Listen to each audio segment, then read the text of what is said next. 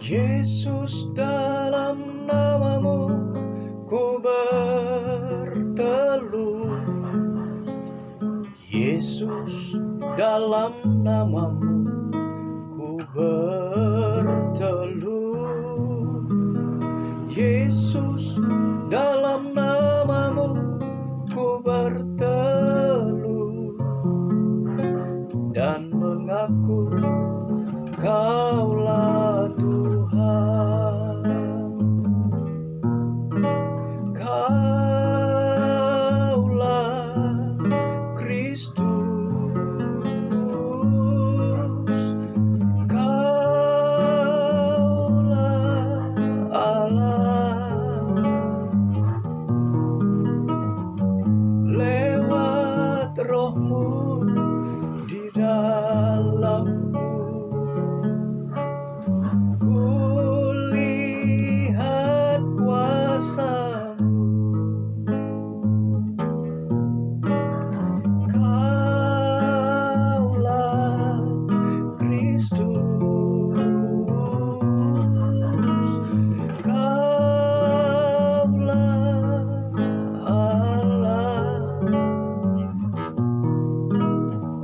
Lewat Roh-Mu di dalamku,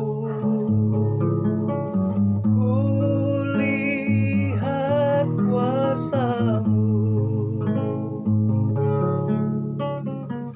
Kulihat kuasa-Mu.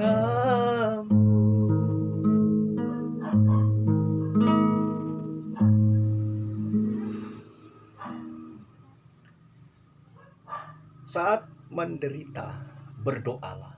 Saat bergembira, bernyanyilah buat Tuhan. Sebab Tuhan yang Maha Kuasa baik buat saudara. Kita akan melihat dalam firman Tuhan saat ini mengenai intim dengan Tuhan. Kita baca dalam Matius pasal 28 ayat yang ke-20 dikatakan, "Dan ajarlah mereka melakukan segala sesuatu yang telah kuperintahkan kepadamu. Dan ketahuilah, aku menyertai kamu senantiasa sampai kepada akhir zaman." Tuhan menyertai kita, sehingga kita tidak perlu takut terhadap apapun. Kalau Tuhan mau, gampang saja Dia untuk menolong kita. Bahkan lebih jelasnya dikatakan, "Aku besertamu." Berarti di sekitar kita Dia ada. Namun pertanyaannya, kenapa kita tidak bisa melihat Tuhan?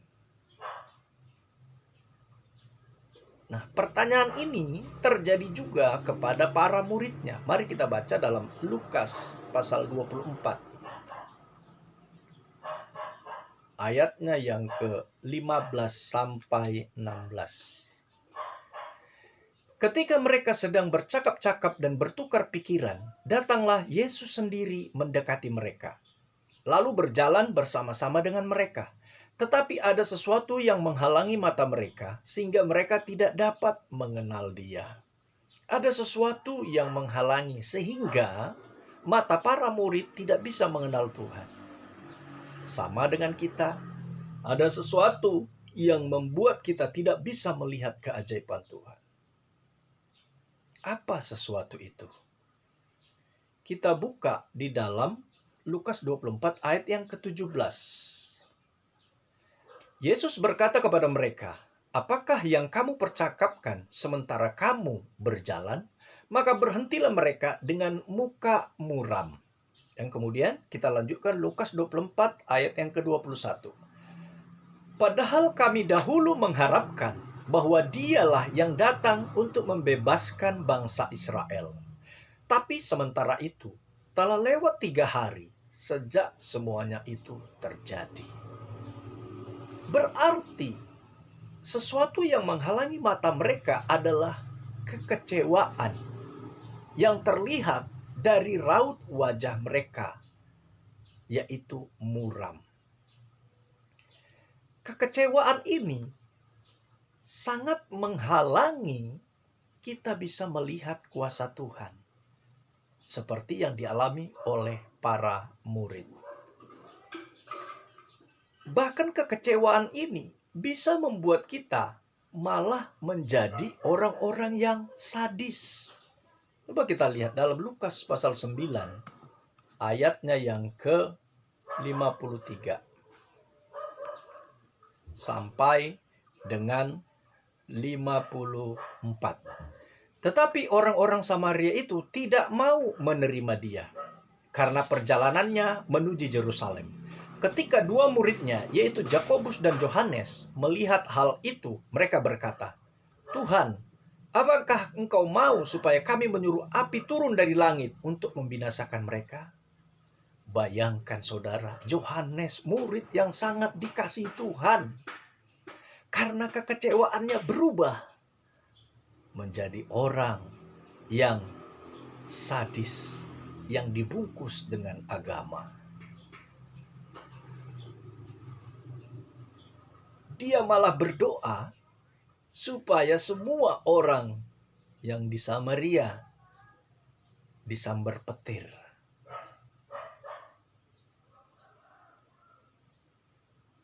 Kekecewaan itu bisa menghilangkan kita dari kasih Tuhan, menutup mata kita untuk melihat anugerah Tuhan. Ananias pernah kecewa dan berkata kepada Tuhan, "Tuhan, untuk apa ditolong orang model Saulus ini? Dia sangat jahat, dia membunuh umat-Mu. Dia menghancurkan orang-orang yang mengasihi Engkau. Untuk apa ditolong orang seperti itu?" Dan lebih jauh lagi kita lihat orang-orang yang kecewa. Termasuk juga Elia. Dia kecewa. Kecewa karena Ahab tidak membela dia. Padahal Ahab melihat sendiri bahwa Tuhan menurunkan api yang luar biasa pada waktu Elia mempersembahkan korban. Sementara api tidak turun ketika para nabi Baal mempersembahkan korban. Dan pada waktu itu Isabel, istri daripada Ahab, hendak membunuh Elia. Dan Elia kecewa. Ahab tidak menolong dia. Padahal dia sudah membantu Ahab untuk berdoa agar hujan turun. Bahkan orang Israel yang telah dibalikkan hatinya kepada Tuhan pun tidak menolong dia. Dia kecewa. Dan dia berkata, "Lebih baik aku mati saja." Untungnya dia masih berkata demikian. Dan kemudian dia masuk ke gunungnya Allah, bertemu Tuhan, kemudian Tuhan menguatkan dia. Kembalilah hatinya untuk melayani Tuhan. Sehingga dia kembali ke Damsyik dan menemukan Elisa sesuai dengan firman yang disampaikan Tuhan. Kekecewaan itu tidak akan membuatmu bisa berdoa. Kekecewaan itu merupakan luka di dalam hati. Dan itu sangat sulit sembuhnya. Nah, sekarang pertanyaannya, bagaimana caranya supaya kekecewaan itu bisa hilang sehingga kita bisa melihat keajaiban Tuhan? Kita baca dalam Lukas 24 tadi. Ayatnya yang ke-22.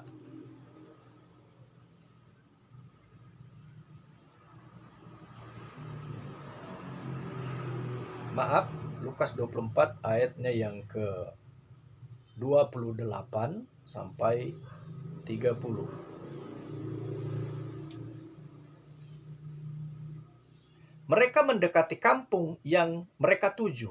Lalu ia berbuat seolah-olah hendak meneruskan perjalanannya. Tapi mereka sangat mendesak, katanya, "Tinggallah bersama-sama dengan kami. Sebab hari telah menjelang malam, dan matahari hampir terbenam. Lalu masuklah ia untuk tinggal bersama-sama dengan mereka. Waktu ia duduk makan dengan mereka, ia mengambil roti, mengucap berkat, lalu memecah-mecahkannya dan memberikannya kepada mereka. Ayat yang ke-31, ketika itu terbukalah mata mereka, dan mereka pun mengenal dia, tetapi ia lenyap dari tengah-tengah mereka. Kekecewaan itu hanya bisa diobati dengan intim dengan Sang Pencipta, intim dengan Tuhan.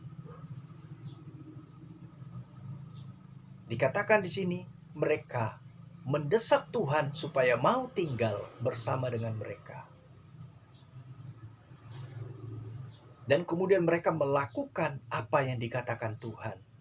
Ketika Tuhan mengambil roti, kemudian mengucap berkat, lalu memecah-mecahkannya dan memberikan kepada mereka, mereka memakannya.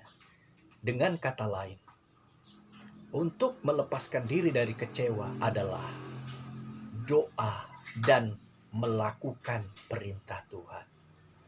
Ketika engkau sudah berdoa, engkau disuruh Tuhan untuk mengampuni orang yang mengecewakan, maka engkau harus meminta kekuatan daripada Tuhan. Dan saat engkau meminta kekuatan daripada Tuhan, maka kekuatan itu akan datang dan engkau akan bisa mengampuni.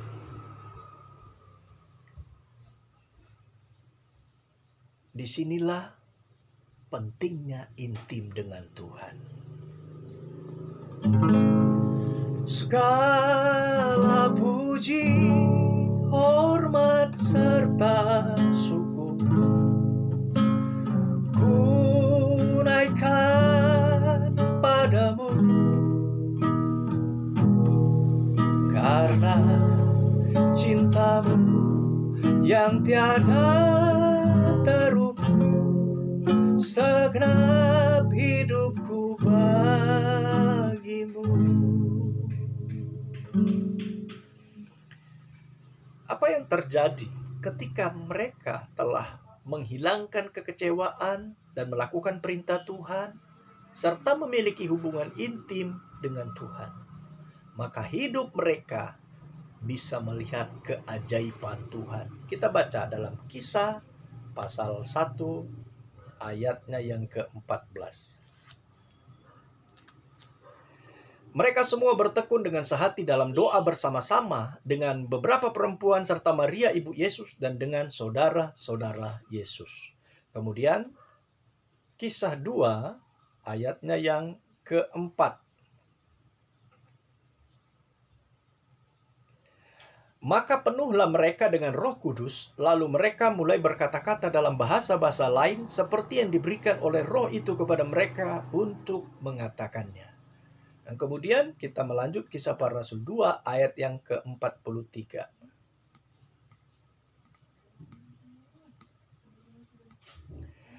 Maka ketakutanlah mereka semua, sedang rasul-rasul itu mengadakan banyak mujizat dan tanda.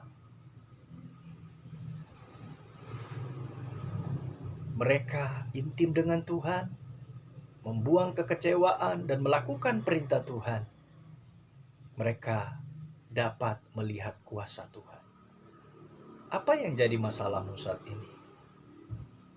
Saat engkau melakukan seperti yang dilakukan oleh para murid, masalahmu selesai. Sangat gampang Tuhan untuk menolongmu.